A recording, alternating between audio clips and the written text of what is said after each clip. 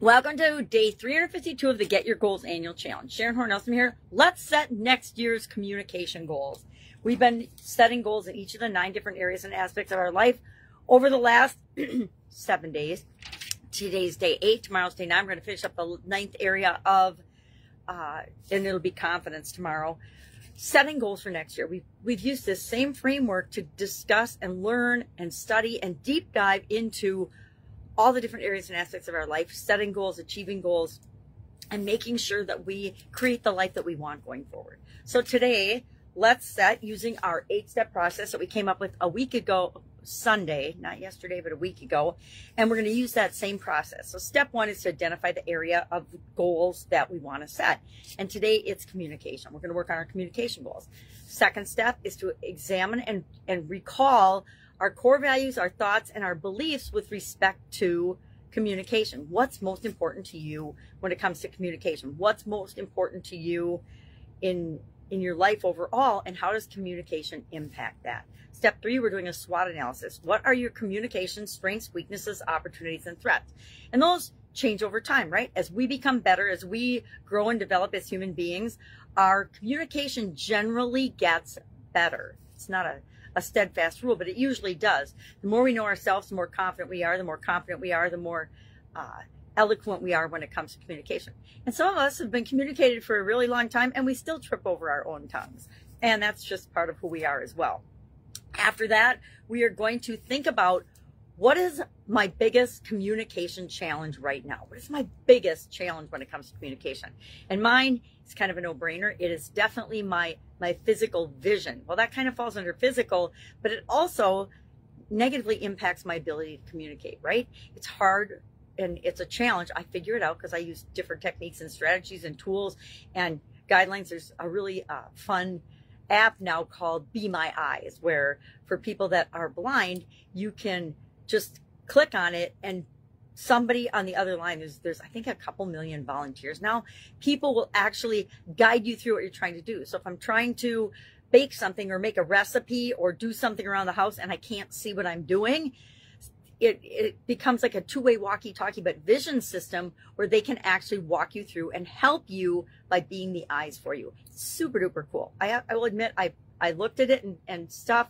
I have not actually used it yet, but I love the idea of it. So we have to find things that work for us. So what's your biggest challenge when it comes to communication? Following that and kind of getting a picture of where we've been and thinking about where we want to go, we are going to brainstorm. I say let's use our 10-3-in-1 tool because it's the quickest and easiest one.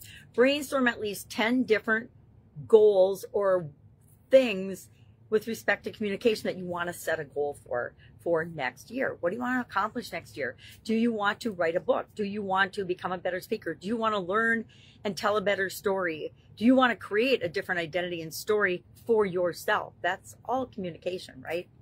Do you want to change the way you see yourself and the world sees you? That could be something that falls under communication. So after we brainstorm that list, what are we going to do? Step 6, we're going to analyze, rate, prioritize that brainstormed list. Now, some things that go on my brainstormed list automatically are so audacious and so ridiculous, they just get chunked off, right? Or they go into the lifelong legacy, sort of like fantasy and hope category, but it doesn't mean I don't keep them in my mind because they are the absolute ideal what I want in this area or aspect of my life.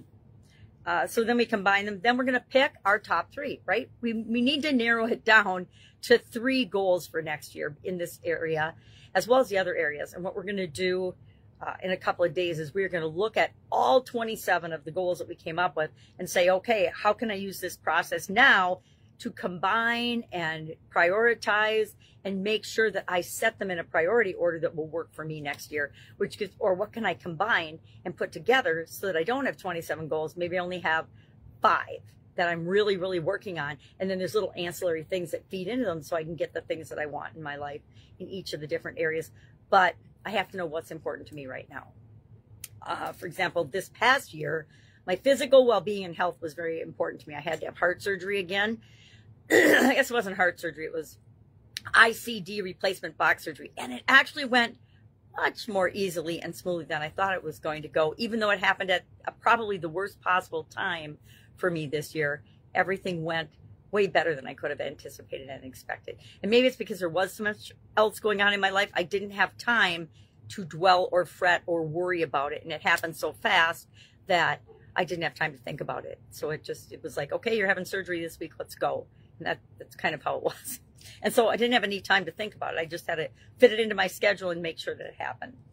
It was a lot easier this time too than when I had my sudden cardiac arrest. Okay, then we're going to share one goal, one communication goal in the comments below. And I haven't picked mine yet. I'm going to need to go through this process just like you do. And I am setting my goals for next year, so it takes me a little time. Otherwise, I'd probably share mine. I was thinking about writing a book, and maybe that'll be one of next year's goals. And that's a communication tool, right? But not sure if that's going to make the top 3 or not. We'll see. All right. Have an awesome day. If I can help you anyway, ask. Of course, there's going to be a write-up in Guide 17 of the Get Up and Go Challenge private Facebook group. If you haven't joined that yet, I highly recommend it because it's free. You just have to answer the 3 questions. And there is a ton of information there. There are all the challenges from 2020. Every other month, I did a 30-plus day Get Up and Go challenge for 2020. And then I kept doing it in 2021 because I still needed some oomph and some getting up and going. And then in last year, I did the BU 365-day challenge, and all the videos are in Guide 15 for that. And then this year, we've got Guide 16 and Guide 17. Guide 16 is the videos. Guide 17 is the ChatGPT write-up starting February 1st on for each of the days. So in Guide 17, day 352, you'll find today's. Of course, I haven't put it there yet, but I will put it there after I'm done making my morning content. If I can help you in any way, ask. Otherwise, have a fantastic day. And I'll, of course, be with you tomorrow. We're going to talk about confidence and set our goals for confidence next year tomorrow. All right. Have a great day. I'll be with you tomorrow.